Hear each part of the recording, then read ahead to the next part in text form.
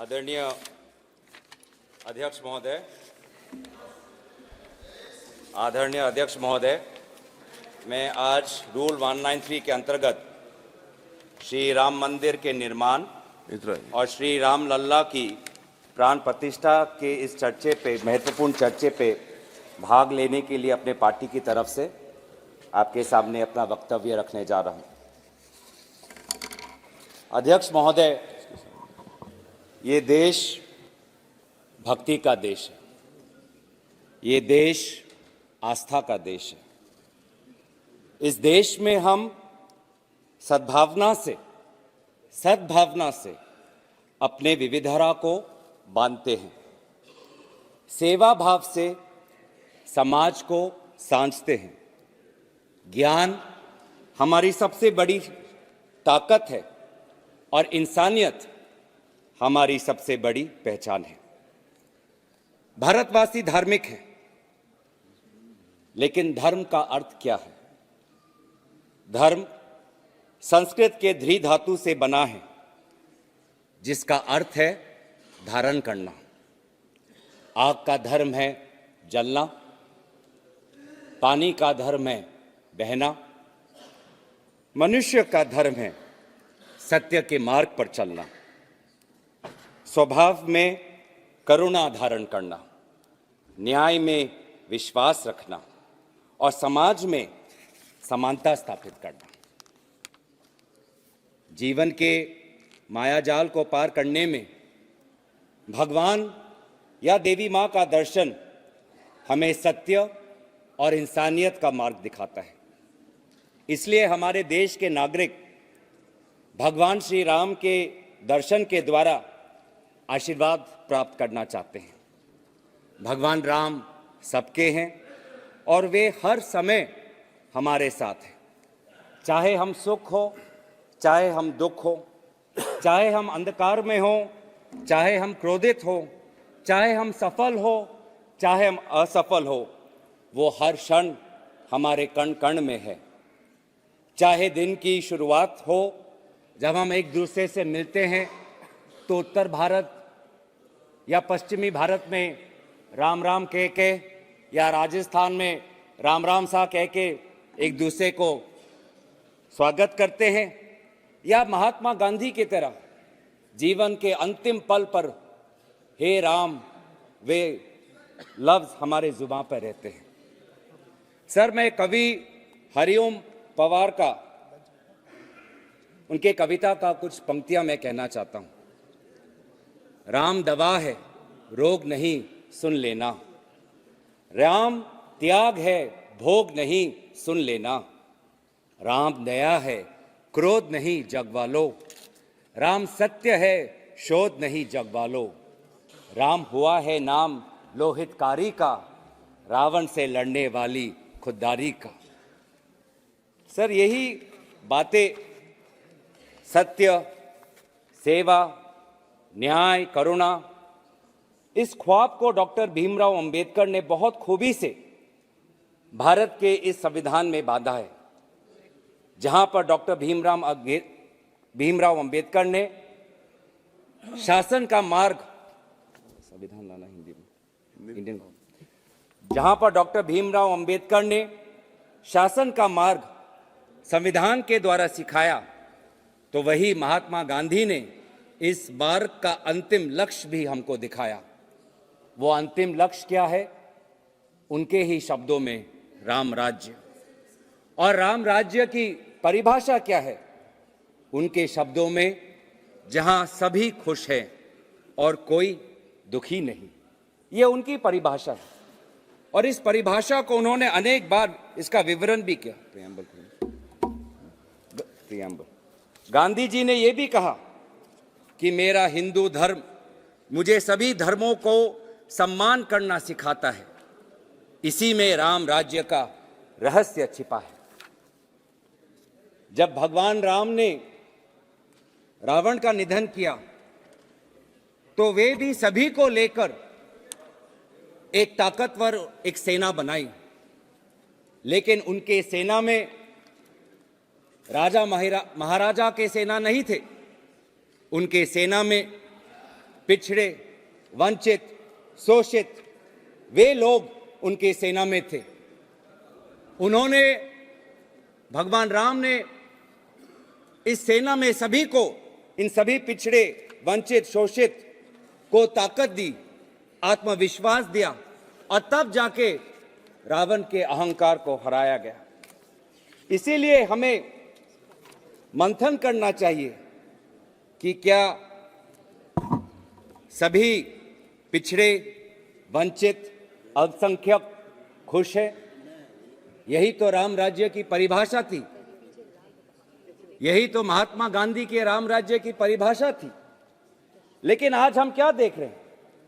आज हम देख रहे हैं कि अनुसूचित जाति, अनुसूचित जनजाति के विरोध में, के खिलाफ अपराध आज बढ़ रहा है। 2023 में लगभग 50% अपराध बढ़ा है अगर एक साल पहले की तुलना करें। क्या ये राम राज्य है? आज पिछला वर्ग जातिगत जनगणना की मांग कर रहा है क्योंकि वे देख रहे हैं कि उनके साथ अन्याय हो रहा है। वे देख रहे हैं कि विश्वविद्यालयों में उनके साथ जातिगत भेदभाव हो रहा है। विश्वविद्यालयों में जो स्थान है, केंद्र सरकारों में जो स्थान है, वे स्थान से वे वंचित हैं। रामायण में मां सीता का भी उल्लेख है। मां सीता ने कभी भी अपनी संयम और शक्ति को कम नहीं होने दिया।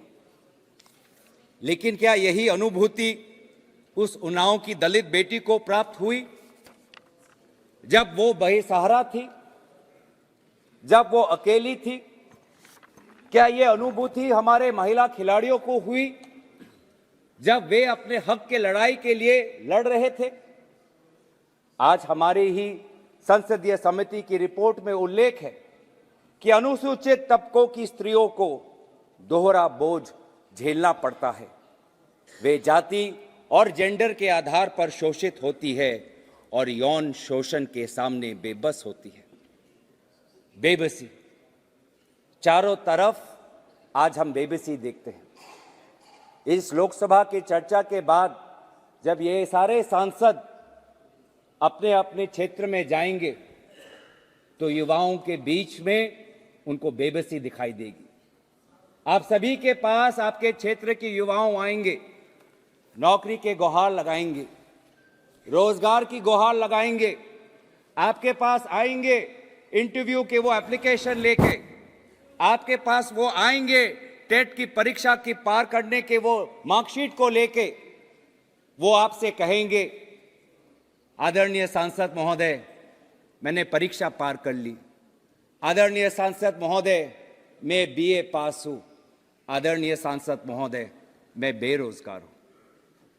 और आज ये बेरोजगारी के कारण बेबस भारतीय युवा आज नशे के रास्ते में चल पड़ा है, आज अपराध के रास्ते में चल पड़ा है।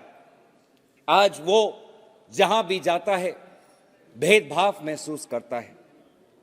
आज वो बेबसी में कुछ चंद पैसे इकट्ठा करके विदेशी धरती की तरफ पलायन करता है। ये है असलियत। ये उत्तर पूर्वांचल की हो, दक्षिण की हो, पूरब की हो, पंजाब की हो, या गोवा की हो, या केरल की हो, या गुजरात की हो, इस सच्चाई को हम नकार नहीं सकते। इसीलिए सर, जब हमारा दल इतने सालों से समाज सेवा कर रहा है, हम सच्चाई से वाकिफ है। बहुत कुछ हमने किया है, लेकिन बहुत कुछ करना बाकी है। हमसे भी गलती हुई है, ये कबूल करने में हमें कोई आपत्ति नहीं है। लेकिन कांग्रेस जब गांधी जी के राम राज्य की मार्ग पर चलती है तो हम न्याय की मार्ग पर चलते हैं। आज भी उच्चतम न्यायालय ने राम मंदिर के ऊपर जो राय दिया है उसको हम स्वागत करते हैं। हम सेक्युलरिज्म पे विश्वास करते हैं, लेकिन ये जो सेक्युलरिज्म शब्द है, इसमें जो पश्चिमी परिभाषा है सेक्युलरिज्म का, उस परिभाषा से हम अपने आप को भिन्न रखते हैं। अगर आप वो संविधान के डिबेट देखें, जब सेक्युलरिज्म शब्द, पंथ निरपेक्ष शब्द जब संविधान में जोड़ा गया था, तो कांग्रेस पार्टी के विभिन्न सांसदों ने यही कहा था कि हम पश्चिमी परिभाषा से हम परे रखते हैं। भारत एक धार्मिक देश है, भारत में बहुत धर्म को मानने वाले लोग रहते हैं और हम सर्वधर्म समभाव में विश्वास करते हैं। केवल एक ग्रंथ नहीं, ये देश की मिट्टी में इतनी ताकत है कि 140 करोड़ के लोगों की विभिन्न भाषा और आस्था को अखंडता के साथ, प्यार और सद्भावना के साथ बांधती है। मैं नानक के कुछ शब्द कहना चाहूंगा।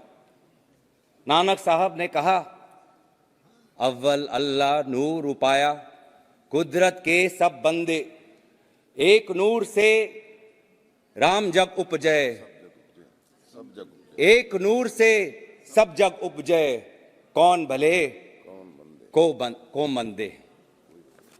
तो सर, हम सभी को बांधना चाहते हैं और यही हमारी संस्कृति है, यही हमारी सभ्यता है। सर, मैं इसीलिए सत्ता पक्ष को भी सतर्क करना चाहूंगा कि आप नथुराम का रास्ता त्याग करें। आप नथुराम को पूजा करने का ये जो आपकी परंपरा है, उसको त्याग करें। नथुराम गोडसे का खंडन करें, इसमें आपको कोई परहेज नहीं होना चाहिए। अहंकार के रोग से बचे। रावण को उसके अहंकार ने ही मारा। आपका अहंकार आपको महंगाई को देखने से रोकता है। आपका अहंकार आपको देश में बढ़ती हुई अस्थिरता को देखने से रोकता है। चाहे वो मणिपुर में हो, चाहे वो लद्दाख में हो, चाहे वो चीन से लगी हुई सीमा पर हो।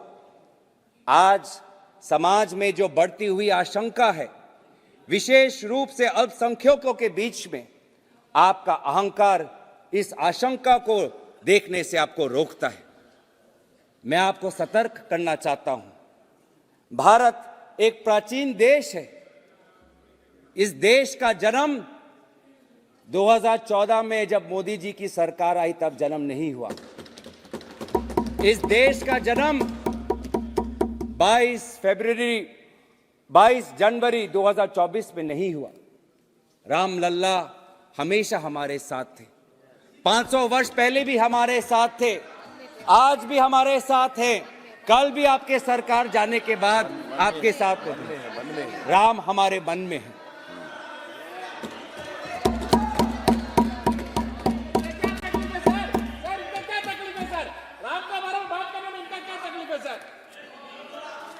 सर, बहुत ये भाव, इतनी कटुता क्यों है सर? जय श्री राम में प्यार और सद्भावना होना चाहिए, लेकिन आपके जय श्री राम में हमेशा कटुता और क्रोध सुनाई देता है। ऐसा क्यों? पढ़ा ही नहीं राम को पढ़ा ही नहीं कभी। कांग्रेस क्रोध क्यों? राम सबका है, राम सबका है। कांग्रेस हमेशा, भारतीय राष्ट्रीय कांग्रेस पार्टी ने हमेशा सेवा भाव से, गांधी जी के मूल्यों से प्रेरित होते हुए, डॉक्टर अंबेडकर से पाठ सीखते हुए भारत के नागरिकों को अधिकार देने का काम किया है। हमने स्वतंत्रता प्राप्त करने के बाद ही सभी को वोट का अधिकार मिले, यह अधिकार कांग्रेस पार्टी ने स्थापित किया। शिक्षा का अधिकार कांग्रेस पार्टी ने स्थापित किया। स्वशासन का अधिकार, पंचायत का अधिकार कांग्रेस पार्टी ने स्थापित किया। अन्न सुरक्षा का अधिकार कांग्रेस पार्टी ने स्थापित किया।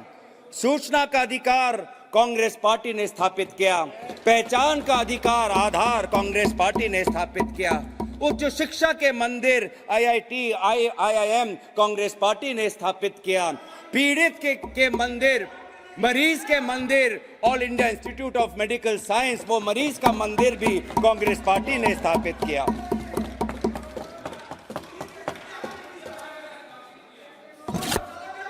Well done. आज सर, ये सेवा भाव से हम हमेशा काम करते गए और हम आपसे भी अपेक्षा करते हैं कि इस सेवा भाव से जो भी कुछ समय आपके पास बचा रहा है उस सेवा भाव से ही काम करें। सर, इस सेवा भाव को हमने हमेशा याद रखा और इसीलिए मैं हमारे आदरणीय पूर्व वित्त मंत्री पी चिदम्बरम जी, उन्होंने 2013-14 में अपने भाषण में हमने 10 साल कैसे सेवा की, भक्ति कैसे हमने प्रकाशित की, राजधर्म कैसे पालन किया, उसी सेवा भाव के कुछ पंक्तियां उनके भाषण से मैं कहना चाहूंगा। UPA's record of growth.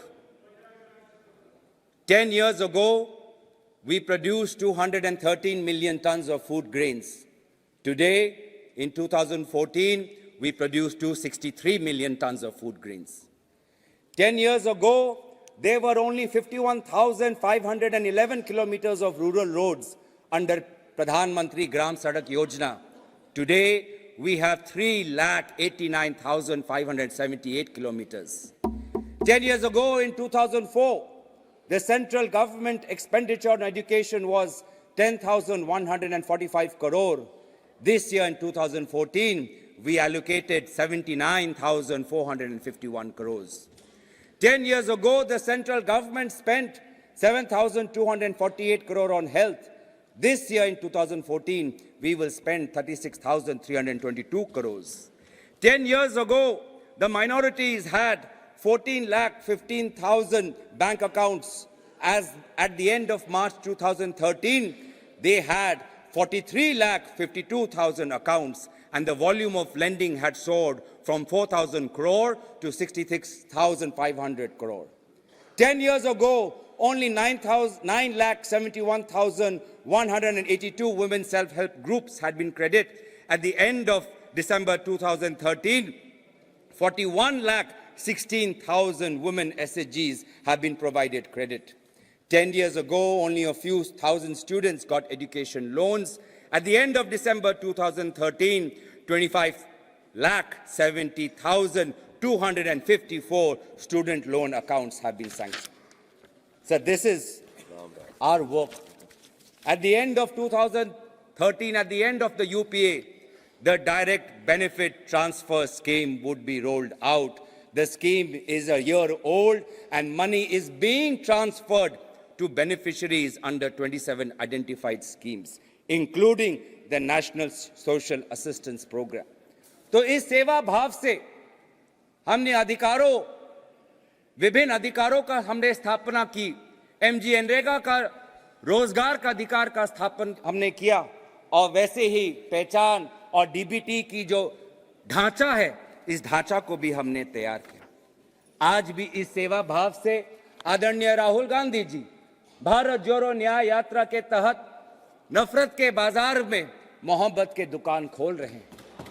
कितनी दुख की बात है सर, कितनी दुख की बात है सर कि जब 22 जनवरी को जब आदरणीय प्रधानमंत्री जी अयोध्या में थे, तो उसी दिन आदरणीय राहुल गांधी जी असम के गुरु महापुरुष श्रीमंत शंकर देव के स्थान मंदिर में जाना चाहते थे। महापुरुष श्रीमंत शंकर देव के प्रति अपनी भक्ति जताना चाहते थे। जिस दिन 22 जनवरी को प्रधानमंत्री मोदी जी ने सभी को ऐलान किया कि आप जहां पर भी हो, जैसे भी हो, आप अपने मंदिरों में जाए, उसी 22 जनवरी के दिन राहुल गांधी जी को पवित्र बॉर्डुआ थान से जाने के लिए रोका गया। क्यों रोका गया?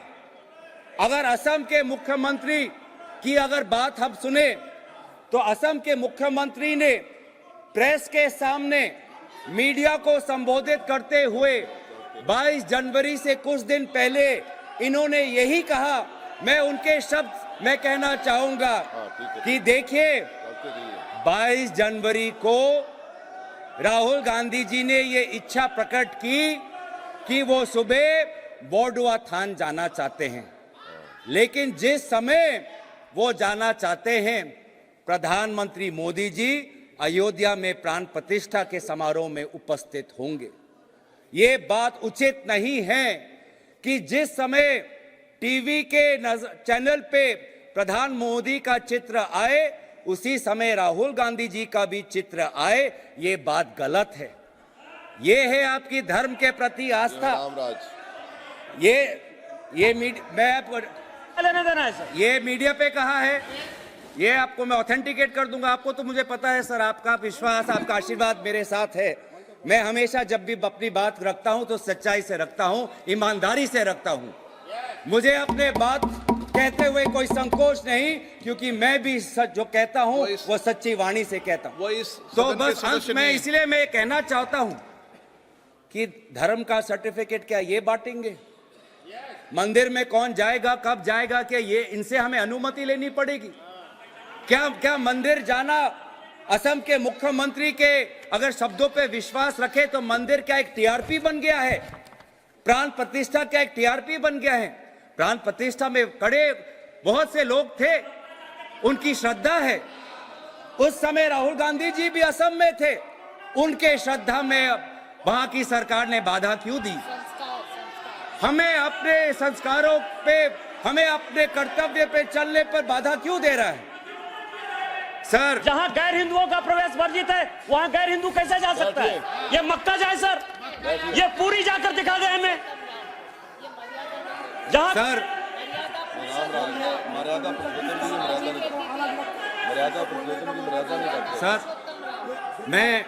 मैं दोबारा आज याद करा देता हूं कि हमारे देश में अनेक धर्म हैं, हमारे देश में अनेक ग्रंथ हैं, हमारे देश में अनेक पैगंबर हैं, लेकिन अगर शासन का ग्रंथ है तो शासन का ग्रंथ एक है, वो ये संविधान है। वो ये संविधान है। ये संविधान, ये शासन का एक ही ग्रंथ है। धर्म के अनेक ग्रंथ हैं। हिंदू धर्म में अनेक वेद हैं, हिंदू धर्म में अनेक उपनिषद है, लेकिन भारत के लोगों ने शासन के लिए एक ही ग्रंथ को चुना है, वो इस संविधान को है। और इस संविधान के संरक्षण में आज मैं दोबारा कहना चाहूंगा कि राम राज्य इतनी कटुता क्यों सर? इतनी कटुता क्यों? जय श्री राम कहते हुए इतनी कटुता क्यों? मर्यादा पुरुषोत्तम या राम को नमन करते हुए इनके वाणी में इतना हिंसा क्यों, इतना घृणा क्यों, इतनी घृणा क्यों है? आप राम भक्त हो ही नहीं सकते अगर आपके अंदर घृणा हो। आप राम भक्त हो ही नहीं सकते अगर आप नफरत फैलाते हो। आप राम भक्त हो ही नहीं सकते अगर आप दूसरे पे गोली चलाते हो। आप राम भक्त हो ही नहीं सकते जब आप दूसरे के धर्म के अनुष्ठान को अगर आप कलंकित करते हो। तो हमारे लिए तो ये ग्रंथ एक ही है। इस ग्रंथ में लिखा है, हम भारत के लोग भारत को एक संपूर्ण प्रभुत्व, संपन्न समाजवादी, पंथ निरपेक्ष, लोकतंत्रात्मक गणराज्य बनाने के लिए तथा उसके समस्त नागरिकों को सामाजिक, आर्थिक और राजनीतिक न्याय, विचार, अभिव्यक्ति, विश्वास, धर्म और उपासना की स्वतंत्रता। मैं दोबारा ये पढ़ना चाहूंगा क्योंकि कभी कभी आपके शब्दों से लगता है कि आप ये संविधान का डॉक्टर भीमराव अंबेडकर के मूल जो निर्देश थे वो ही भूल गए। मैं दोबारा पढ़ देता हूं ताकि, क्योंकि आपके अंदर इतनी घृणा है, तो क्योंकि आप पहली बार जब मैंने ये पढ़ा तो ये शब्द आपके हृदय के अंदर नहीं गया होगा। मैं दोबारा आपके लिए पढ़ देता हूं। न्याय, सामाजिक, आर्थिक, राजनीतिक, स्वतंत्रता, विचार, अभिव्यक्ति, विश्वास, धर्म और उपासना, समता, प्रतिष्ठा और अवसर। इसी के प्रति हम अपनी निष्ठा और दायित्व हम स्वीकार करते हुए आज इस भाषण जो हमारे राम मंदिर और रामलला की स्थापना पे जो आपने 193 का ये जो चर्चा लिया, इसी चर्चा में भाग लेते हुए मैं अपने वाणी को यही विराम देता हूं। धन्यवाद। जय हिंद, जय संविधान।